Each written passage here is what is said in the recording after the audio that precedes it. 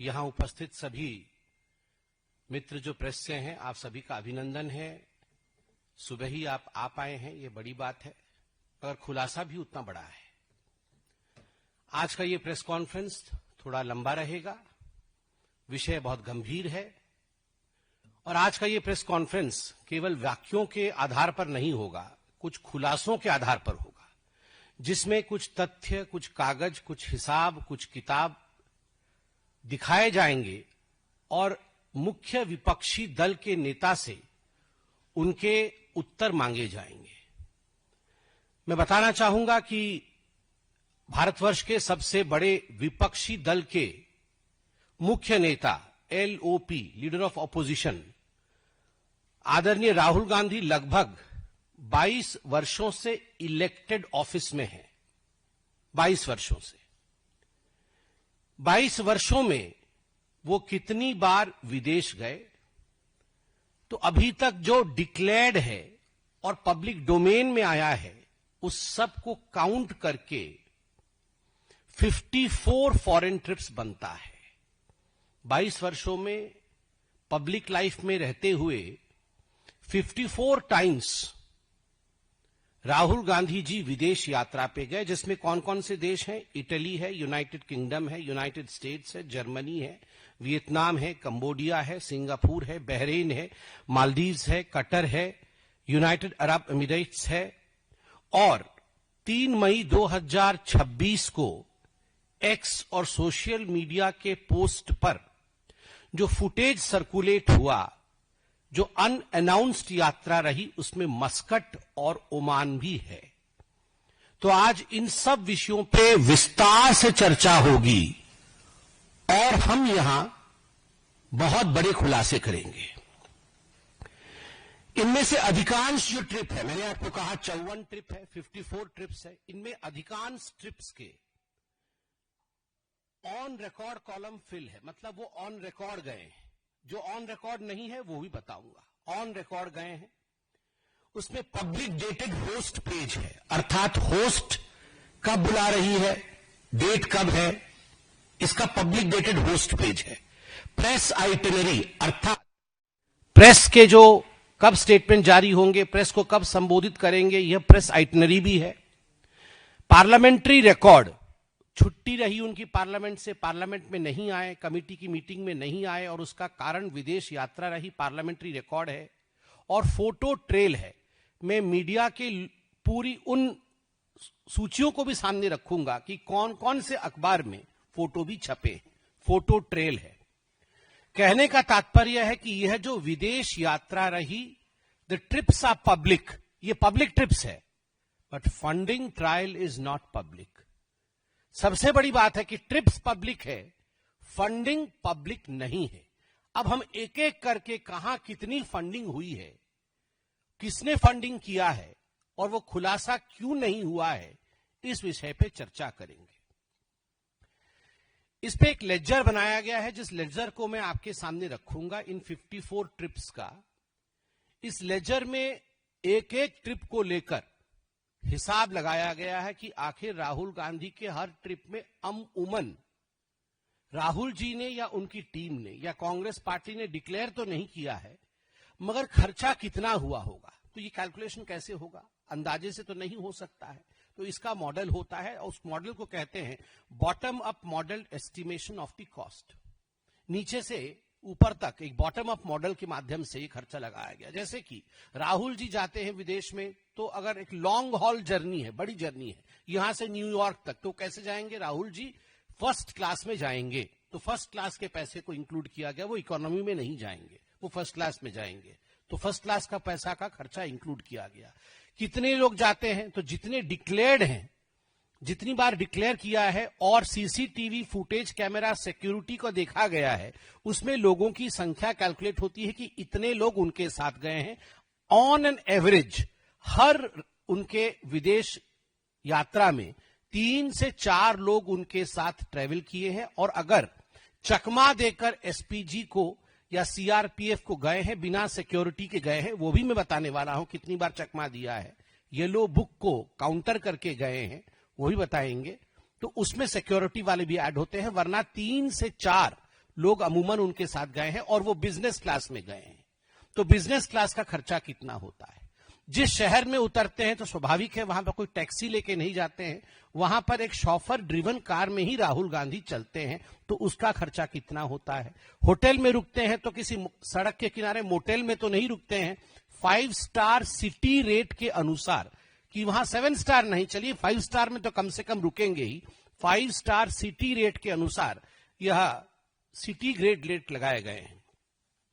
उसके साथ साथ फूड एंड बिवरेजेस 5 स्टार के लगाए गए हैं, इवेंट सपोर्ट प्लेसेस, इन सबको मिलाकर के एक क्यूमुलेटिव प्राइसिंग की गई है। मैं डिटेल में तो आऊंगा, मगर जो बड़ी संख्या है, जो कुल संख्या है, वो मैं आपको बता देता हूं। ये जो कैलकुलेशन हुआ तो 3 ग्रेड में कैलकुलेशन किया गया। सबसे सस्ते टिकट, बीच वाले महंगे टिकट और सबसे महंगे टिकट, सबसे सस्ती गाड़ी, सबसे सस्ते होटल, बीच वाले और सबसे महंगे, इन 3 ग्रेड में कैलकुलेशन किया गया और मिड ग्रेड सेक्शन को लिया गया है कि चलिए वो बीचों बीच के होटल में रुके हैं, वो बहुत बड़ी लिमोजिन में नहीं चले हैं, छोटी सी गाड़ी में चले हैं, मगर शॉफर ड्रिवन है।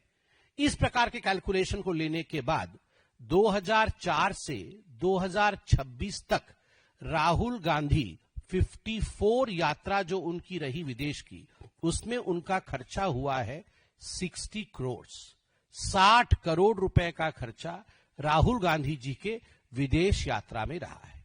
अब हम इस पे 2 विषय को कंपैरिजन में रखेंगे।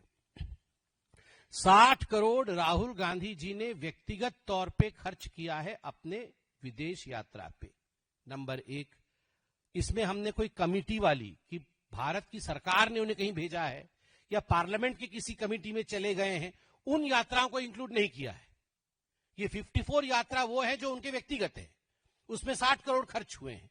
अब उसमें हमारे पास यहां पर फॉर्म 26, जब कोई एमपी चुनाव लड़ता है या एमएलए चुनाव लड़ता है तो वह एफिडेविट सबमिट करता है। नॉमिनेशन के समय एफिडेविट में फॉर्म 26 भी सबमिट होता है, और जब फॉर्म 26 सबमिट होता है तो आप अपनी आमदनी भी डिक्लेयर करते हैं। पहले जो एफिडेविट होता था 2013-14 के चुनाव से पहले, उस समय वो कॉलम आपकी आमदनी की नहीं होती थी। 2013-14 के बाद जितने भी चुनाव हुए हैं और जो फॉर्म आया है, उसमें आप वार्षिक रूप से आपकी आमदनी कितनी होती है, यह स्पष्ट रूप से आप एफिडेविट में लिख के देते हैं कि मेरा इस वर्ष की आमदनी इतनी है, इस वर्ष की आमदनी इतनी है। तो ये आमदनी आप लिख के देते हैं। तो हमारे पास राहुल गांधी जी के बैक टू बैक 2013-14 से 2022-23 तक असेसमेंट ईयर 2013-14 से असेसमेंट ईयर 2022-23 तक का, जब वो चुनाव लड़े, क्योंकि लास्ट चुनाव 24 का था और 24 के चुनाव के लिए 22-23 का उन्होंने अपना इनकम दिखाया है, तो कंटिन्यूअस 10 वर्ष के उनका आमदनी, प्रत्येक वर्ष 10 वर्षों तक वो कितना अर्न करते रहे, वो हमारे पास डिटेल है, क्योंकि ये पब्लिक डोमेन में है, आप भी निकाल सकते हैं। तो कितना उन्होंने अर्न किया, कुल मिलाकर के 10 वर्षों में, विगत 10 वर्षों में, 10 असेसमेंट ईयर में राहुल गांधी जी की आमदनी थी 11 करोड़ रुपए। 11 करोड़ रुपए की आमदनी, 60 करोड़ रुपए फॉरेन ट्रिप में खर्चा। एक उदाहरण देता हूं, एक वर्ष का उदाहरण दूंगा कि उस वर्ष में डिक्लेयर्ड इनकम कितना था उस वर्ष का, और उस वर्ष में उन्होंने एक फॉरेन ट्रिप में कितना खर्चा किया, जिसको कहते हैं gap between the declared income and model travel spend. एक सिंगल ट्रिप है 2015 का। 2015 में साउथ ईस्ट एशिया गए और साउथ ईस्ट एशिया में 4.5 करोड़ रुपया, 4.5 करोड़ रुपीज वो स्पेंड बाय राहुल गांधी। और 2014-15 की जो उनकी आमदनी है, मतलब जो वार्षिक आमदनी थी, वो आमदनी थी 86.55 लाख। 86.55 लाख का आमदनी और एक ही यात्रा में खर्चा 4.5 करोड़ का। दैट मीन्स 5.2 गुना अधिक खर्चा किया यात्रा में जितना कमाया। 5.2 times more was spent on his foreign trip that year than what he earned that year, the single year, in 2015. इसमें दो प्रश्न उठते हैं जो लीगल है। अब मैं लीगैलिटी पे आता हूं। पहला प्रश्न उठता है, फॉरेन सोर्सेस, ये जो पूरे फॉरेन में गए हैं, विदेश यात्रा किसी की भी होती है, कोई एमपी है, कोई एमएलए है, कोई मंत्री है, जब ये फॉरेन जाते हैं तो दो प्रकार से इनकी फंडिंग हो सकती है। या तो सरकार देख रही है पूरा, ठीक है, या तो फॉरेन फंडेड हो, फॉरेन की कोई कंपनी, फॉरेन का कोई सोर्स, फॉरेन की कोई एजेंसी आपको फंड कर रही है। अगर फॉरेन की कोई एजेंसी आपको फंड कर रही है तो देश का कानून क्या कहता है? देश का कानून कहता है फॉरेन कंट्रीब्यूशन रेगुलेशन एक्ट, जिसको FCRA कहते हैं। FCRA 2010 के अंतर्गत सेक्शन 6 में किसी भी एमपी को, किसी भी लेजिस्लेचर को, किसी भी जज को, किसी भी गवर्नमेंट ऑफिशियल को प्रायर परमिशन लेना पड़ता है MHA से, मिनिस्ट्री ऑफ होम अफेयर्स से। अर्थात सरकार से परमिशन लेना पड़ता है और सरकार का उक्त विभाग है MHA से परमिशन लेना पड़ता है कि फॉरेन फंड होने वाला है, फलानी कंपनियां मुझे फंड देने वाली हैं और वो मेरा होटल स्टे, खाने पीने रहने का आयोजन करने वाली है, मुझे परमिशन दिया जाए। ये है नियम। दूसरा है पर्सनल द्वारा, आप अपने पर्सनल खर्चे पर फॉरेन ट्रिप पे जा रहे हैं। अगर पर्सनल ट्रिप पे फॉरेन घूमने जा रहे हैं, पर्सनल पैसे पे फॉरेन ट्रिप पे जा रहे हैं, तो क्या कानून लागू होता है? Income tax return. आपने इनकम टैक्स में उसका खुलासा किया कि नहीं, जो कि मिनिस्ट्री ऑफ फाइनेंस के अंतर्गत आता है, और उसमें एसेट लायबिलिटी डिक्लेरेशन होती है कि हमारा एसेट इतना है, लायबिलिटी इतनी हुई, हमने खर्चा किया, और जो गैप है उस पे पेनल्टी भी लग सकती है, उस पे कार्यवाही भी हो सकती है। तो या तो आपको फॉरेन फंड कर रहा है तो आपके ऊपर FRCA लगता है, या तो आप खुद जा रहे हैं तो इनकम टैक्स एक्ट लगता है। अब हम एक एक करके इस पे आते हैं कि राहुल गांधी जी ने क्या किया है। इसमें एक और प्रोविजन भी है ब्लैक मनी का, कि आप अगर बाहर जाके कोई गिफ्ट लेते हैं, आपके ऊपर पैसा अनडिस्क्लोज तरीके से खर्चा किया जाता है, तो ब्लैक मनी एक्ट 2015 भी आपके ऊपर लगता है। अब मैंने आपको तीनों पॉसिबिलिटी बता दिया है। FRCA मतलब सरकार से परमिशन, खुद पैसा खर्चा करना, और तीसरा है ब्लैक मनी एक्ट 2015। अब प्रश्न उठता है जो हम कांग्रेस से भी और राहुल गांधी से पूछना चाहते हैं कि अभी हम आपके सामने लेजर रखेंगे, मैं पूरा लेजर तो 54 का नहीं पढ़ूंगा, जो बड़े बड़े खर्चे वाले हैं 20 आपके सामने रखूंगा, कुछ अनडिक्लेयर्ड वाले रखूंगा, कुछ रात आधे में चुपके बिना किसी को इन्फॉर्म किए आप कहां गए हैं, उस कंट्री का नाम भी नहीं बताया है, वो भी आपके सामने रखूंगा। आपसे उत्तर चाहते हैं, और क्या उत्तर चाहते हैं वो 5 प्रश्न भी पूछूंगा। लेजर खोलता हूं मैं आपके सामने। लेजर इस प्रकार से बनाया गया है, एक सैंपल लेजर दिखा रहा हूं, जिसमें हम पहले से आ रहे हैं, मतलब 26 से लेके हम पीछे की तरफ जाएंगे। 3 मई 2026 कहां गए? Muscat, Oman. कैसे जानी सरकार? Public domain, visual on X, private visit indicated, no itinerary surfaced, no host disclosed. अब ये होस्ट के ऊपर निर्भर करता है कि वो डिस्क्लोज करे। कुछ डिस्क्लोज नहीं किया गया। खर्चा कितना हुआ? 50 लाख रुपया, 50 लाख रुपीज वॉज स्पेंड। दूसरा एग्जाम्पल दिसंबर 2025 का दे रहा हूं। लंदन और बर्लिन गए, Indian overseas Congress IOC Berlin progressive alliance, ये स्कॉल्स लंच भी हुआ, और एक हट्टी स्कूल था, वहां भी उनका कार्यक्रम हुआ। ये ऑन रिकॉर्ड है, ऑन रिकॉर्ड 1.4 करोड़ खर्चा हुआ। अब हम आते हैं दूसरे पेज पे, बहुत सारे हैं, मैं सब में नहीं जा रहा हूं। सितंबर अक्टूबर 2025 लैटिन अमेरिका में 19 रातें, 4 long haul legs, security aides लेके गए थे, इवेंट सपोर्ट, कुल मिला के खर्चा 5.5 करोड़ रुपया ऑन रिकॉर्ड। किसने दिया? कोई स्टेटमेंट नहीं। सितंबर 2025 खर्चा कम हुआ है, कम मतलब 45 लाख रुपए, मैं बाकी कंपैरिजन में कम कह रहा हूं, 45 लाख रुपए खर्चा हुआ है कि secret trip. Secret trip, what is a secret trip? आप एमपी हैं, आप सीक्रेट ट्रिप में जाते हैं और सीआरपीएफ को चिट्ठी लिखनी पड़ती है कि साहब सीक्रेट ट्रिप में चले गए हैं, मतलब डॉज करके आप सीक्रेटली चले गए। आप पत्रकार हैं, आप खुद बताइए, आप भी सीक्रेट ट्रिप पे नहीं जा सकते हैं। आपके घर के लोग, आपके मित्र, आपकी संस्था ये भी जानती है कि आप कहां जा रहे हैं। हम लोग साधारण लोग हैं, हम भी सीक्रेट ट्रिप पे नहीं जा सकते हैं। घर के लोग छोड़ेंगे नहीं, कहां गया था तू, 4 दिन से कहां है? मैं एकदम आम आदमी की भाषा बोल रहा हूं, आप बताइए। कोई नहीं छोड़ने वाला है, बच्चे नहीं छोड़ेंगे, मैडम नहीं छोड़ेगी घर पे। कहां 5 दिन से गायब थे तुम, कौन से ट्रिप पे गए हो? और यहां साहब को देखिए, अनडिक्लेयर्ड सीक्रेट ट्रिप। उसके बाद लंदन यूके, इसमें मैं एग्जाम्पल दे रहा हूं क्योंकि इसमें कुछ प्राइवेट चीजें भी हैं। जून जुलाई 2025 लंदन गए यूके में। सीआरपीएफ ने चिट्ठी लिखा है, उसमें लिखा है कि मिराया वाड्रा उनका ग्रेजुएशन सेलिब्रेशन है, इसलिए वो गए हैं। 95 लाख रुपीस खर्चा हुआ है, ग्रेजुएशन सेलिब्रेशन के लिए गए। बाकी बहुत सारी चीजें हैं। अब आते हैं अप्रैल 2025 को 1.2 करोड़ बॉस्टन गए थे, वहां पर क्या भाषण दिया था आपको पता है। अब दुबई यूएई गए हैं, ये अप्रैल 2025 में। अनडिक्लेयर्ड, डिक्लेयर नहीं किया, चुपके से गायब हो गए, चले गए। मैं ये सारे अनडिक्लेयर्ड वाले भी आपको बताते जाऊंगा।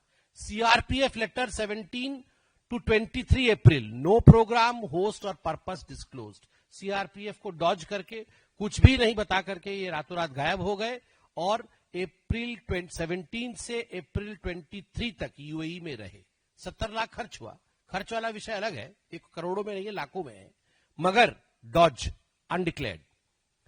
उसके बाद आपका वियतनाम विजिट्स आता है, ये मार्च 2025 में है। Multiple cycles indicated by public domain footage, Hanoi जनवरी 2026 blogger encounter on social media.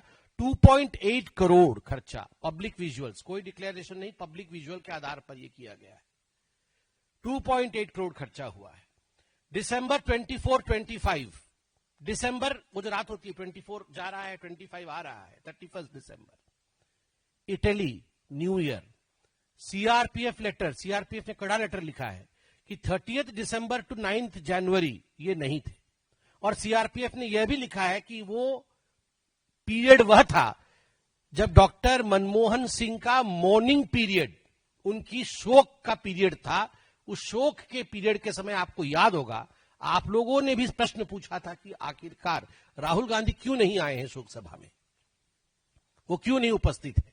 तो सीआरपीएफ की लेटर है कि 30 दिसंबर से 9 जनवरी तक जब मनमोहन जी की मॉर्निंग थी, उस समय वो अनडिक्लेयर्ड, बिना सीआरपीएफ को बताए 95 लाख रुपीस का खर्चा हुआ। न्यू ईयर के समय वो इटली में थे।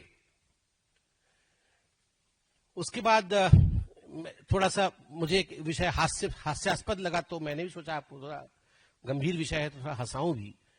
मार्च 2018 में जो रिपोर्ट किया गया कि surprise Holi visit to Paula Maino, अपनी नानी जी के घर, नानी जी अब नहीं है संसार में, उनकी आत्मा को शांति दे, जो नहीं होते हैं उनके लिए कभी खराब नहीं बोलना चाहिए, मगर उनको एक होली सरप्राइज, मतलब होली मतलब ये गुलाल रंग वाला होली, वो होली का सरप्राइज, पाउला जी होली खेलती थी नहीं खेलती थी मुझे नहीं पता, मगर होली की सरप्राइज देने के लिए वो गए थे। होली सरप्राइज देने, ऑन रिकॉर्ड कि होली सरप्राइज देने जा रहा हूं, ऑन रिकॉर्ड वो होली खेलने गए थे इटली। यहां तो कभी होली, पता नहीं संजय जी, यहां तो कभी होली नहीं खेलते हुए मैं देखा है, मगर इटली में जाके पाउला जी के साथ इन्होंने होली खेला। पाउला जी को शांति मिले, उनके लिए हमारा मन में आदर है। और फिर उसके बाद आप देखिए 3.2 करोड़ खर्चा हुआ किसमें, वो बर्कली वाला जो उनका सितंबर 2017 में जहां जाके भारत के लिए क्या क्या बोल के आए थे आपको पता है।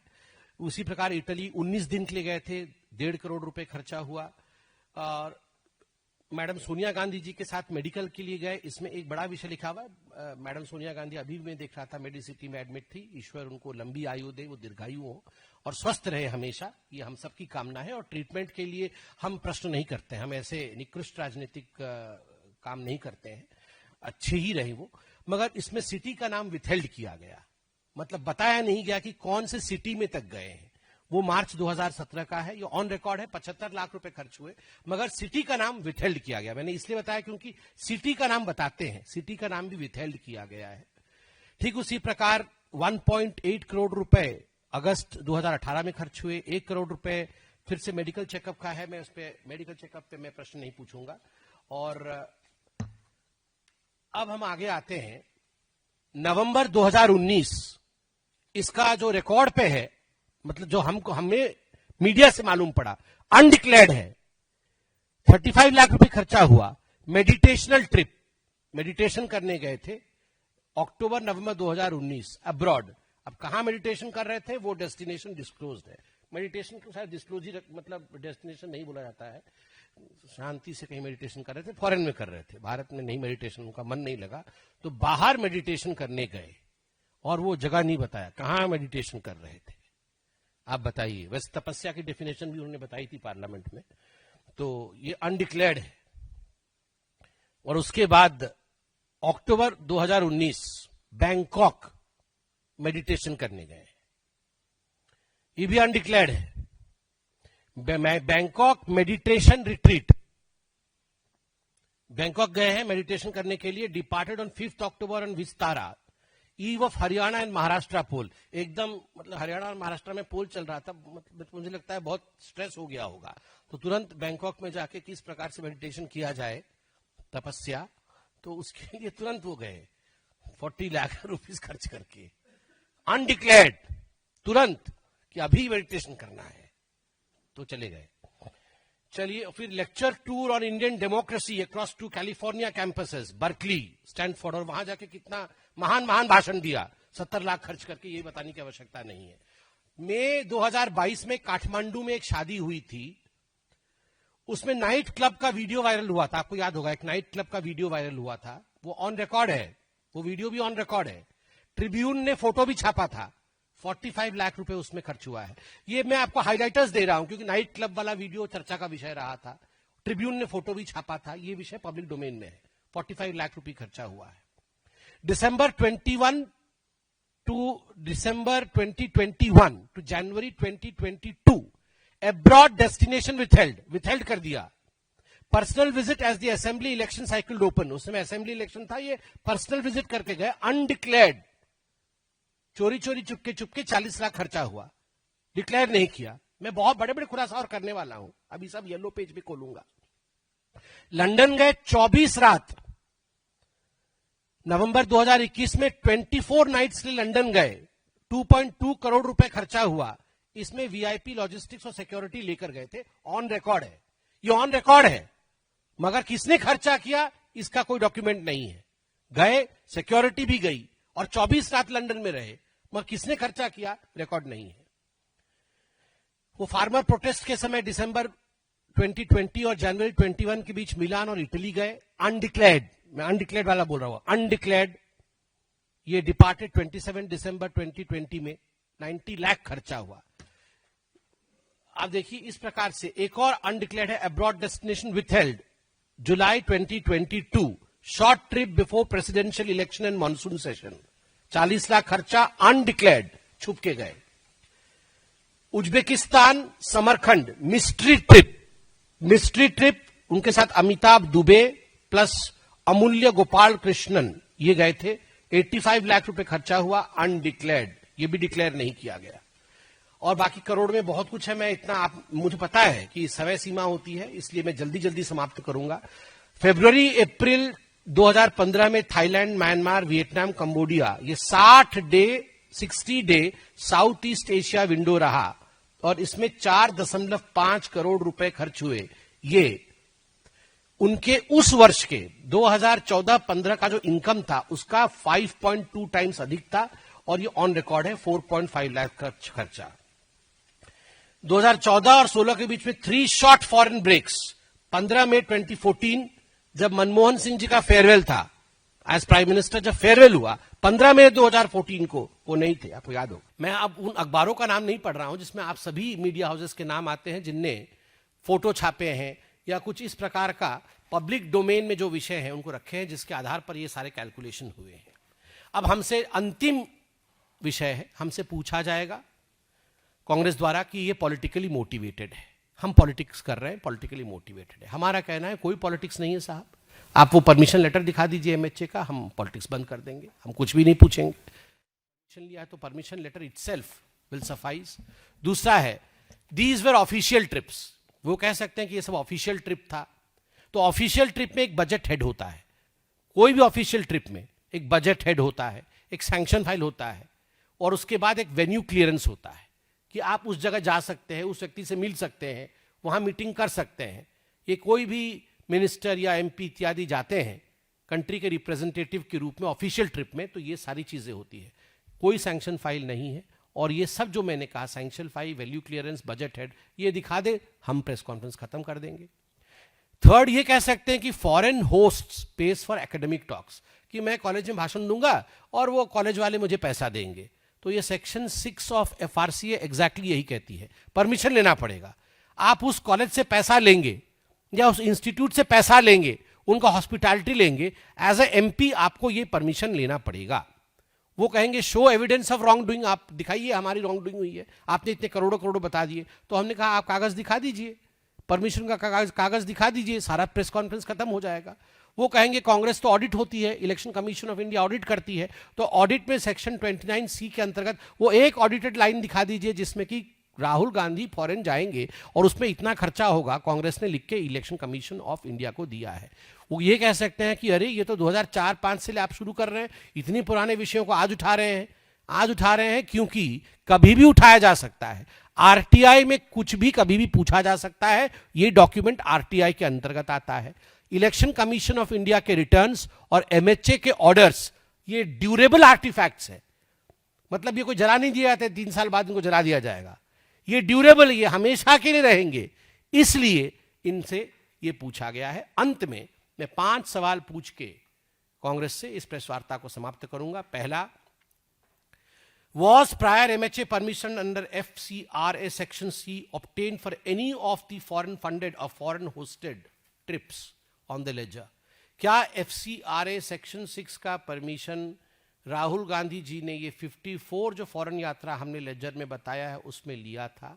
दूसरा, अगर नहीं लिया था, पर्सनली गए, तो bank statement, credit card, forex purchase trail वो कहां है, वो दिखा दीजिए। थर्ड, सेक्शन 29(6) में आईएनसी, इंडियन नेशनल कांग्रेस का वो लाइन इलेक्शन कमीशन में दिखा दीजिए जहां आपका खर्चा कांग्रेस वहन कर रही है। Fourth, income tax entry section 69A के अंतर्गत आपने इनकम टैक्स में ये डिस्क्लोज किया है, दिखा दीजिए। फिफ्थ और सबसे लास्ट में जो 6 अननेम्ड ट्रिप है सीआरपीएफ लेटर मल्लिकार्जुन खड़गे को 10 सितंबर 2025 को, क्या उसमें ओमान वाला ऐड करने योग्य है, यह भी आप बता दीजिए। अगर ओमान ऐड करने वाला नहीं है तो उसका आप पूरी तरह से आइटमाइज्ड फंडिंग स्टेटमेंट आज शाम तक आप दीजिए कि हमारा ये आइटमाइज्ड कस्टम है, आइटनरी है, खर्चा ऐसा है, ओमान का आप दे दीजिए, वरना उसे भी अनडिक्लेयर्ड मिस्ट्री ट्रिप में काउंट किया जाएगा।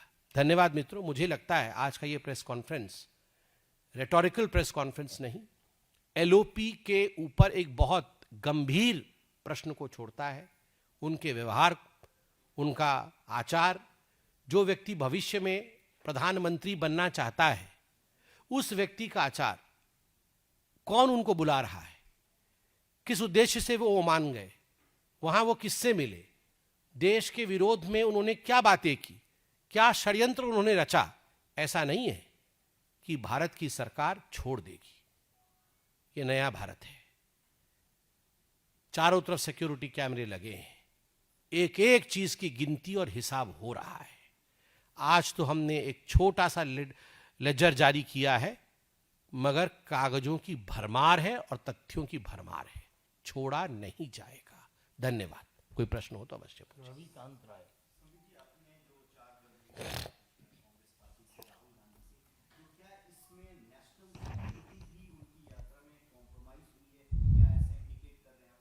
बिल्कुल इंडिकेट कर रहे हैं।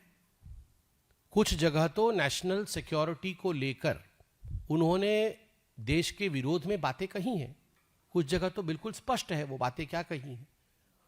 उससे भी एक नेशन के इमेज बिल्डिंग पर धक्का पहुंचता है जब वो कहते हैं कि अभी सरकार इस प्रकार की है जिस सरकार का मुस्लिम ब्रदरहुड जैसा व्यवहार है। जब वो कहते हैं कि यह सरकार डेमोक्रेसी नहीं है और सारे वेस्टर्न नेशंस को एक हो जाना चाहिए इंक्लूडिंग अमेरिका, क्योंकि भारत में डेमोक्रेसी नहीं है और वहां डेमोक्रेसी लाने का प्रयास करना चाहिए, तो ये सरकार विरोधी है और सिक्योरिटी का विषय है। और ओमान में जो मीटिंग हुई है, जो निकोबार प्रोजेक्ट इत्यादि, अभी ग्रेटर निकोबार प्रोजेक्ट चल रहा है, जिस ग्रेटर निकोबार प्रोजेक्ट के लिए एक बहुत बड़ा कोहोर्ट चाइना के साथ मिल करके भारत के इंटरेस्ट को किस प्रकार दबाया जाए, उसमें राहुल गांधी का क्या रोल है आप देखते जाइए, अभी खुलासे होंगे। आपको क्या लगता है ये मोदी जी की सरकार है? आप जाके मस्कट में कहीं छुप करके, आप जाके किसी अनडिस्क्लोज लोकेशन में छुप करके मीटिंग करेंगे भारत के विरोध में? आप हो सकते हैं देशद्रोही, मगर हम भी धुरंधर हैं। शैलेंद्र,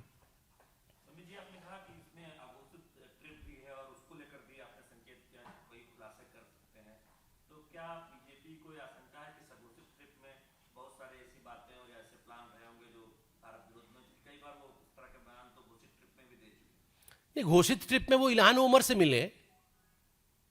इल्हान ओमर से जो मिलने की तस्वीरें हैं वो आप सबने छापी है। घोषित ट्रिप में वो किन किन लोगों से मिले हैं? सोरोस की कंपनी के लोगों से मिले हैं, सोरोस से मिले हैं घोषित ट्रिप में। तो आप सोचिए, घोषित ट्रिप से जब देश के विरोधियों से मिले हैं तो अघोषित ट्रिप पे वो किन से मिल रहे होंगे? आप चिंता कर लीजिए। दीपक चौबे, इस विषय पर बाद में प्रज्ञा पूछ ले।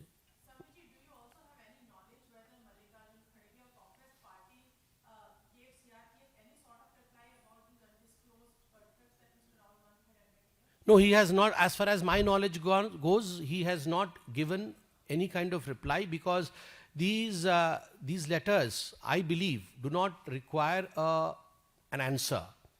These letters are for information, that your party's leader was absent for such and such period from the nation, and these were not according to the protocol, and that has to be followed.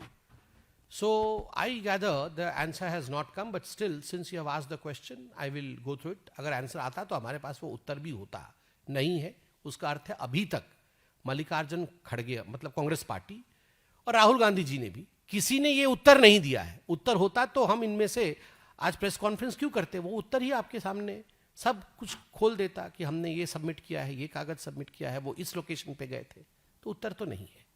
दीपक चौबे,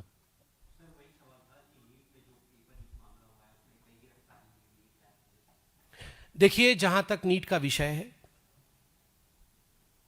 संवेदनशील विषय है, विषय भी दुखद है। 22 लाख बच्चों का विषय है, और केवल बच्चों का विषय नहीं, उनके माता पिता और उनकी संवेदनाओं का विषय है। यह सरकार न केवल गंभीरता से, मगर यह सरकार बहुत संवेदनशीलता के साथ इस विषय को लिया है। और आप देखिए, जैसे ही विसल ब्लोअर ने इस विषय को सामने रखा, किसी प्रकार से आनाकानी या एक डिफेंसिव मोड में आने का प्रयास नहीं हुआ। तुरंत कार्यवाही शुरू की गई, परीक्षा रद्द की गई, सीबीआई बैठी जांच करने, 5 लोगों को गिरफ्तार किया गया। किसी को नहीं छोड़ा जाएगा जो हमारे बच्चों के भविष्य के साथ, जो ये एग्जाम माफिया है, जो बच्चों के भविष्य के साथ खिलवाड़ करने की कोशिश कर रही है, किसी को नहीं बख्शा जाएगा। 2024 में जब नीट परीक्षा का उसमें कुछ गड़बड़ी हुई थी, उसमें कुछ अंदरूनी मिस्टेक पाया गया था कि कुछ चीज कंप्लाई नहीं हुई थी अंदरूनी, मगर इस बार जो अभी तक की समीक्षा, मेरे पास समीक्षा पेपर भी है, ये गड़बड़ी बाहर की माफिया से हुई है। अंदर से पुख्ता अरेंजमेंट्स थे, मगर बाहर के माफिया ने ये गड़बड़ी की है। इस माफिया को क्रश किया जाएगा, और वो बिल्कुल चेष्टा के साथ सरकार आगे बढ़ रही है। मगर हमारी संवेदनशीलता, और इस पर मैं भी जान रहा हूं और आप भी जान रहे हैं कि हमारे बच्चे भी एग्जाम देते हैं, दुखद है। सिद्धांत,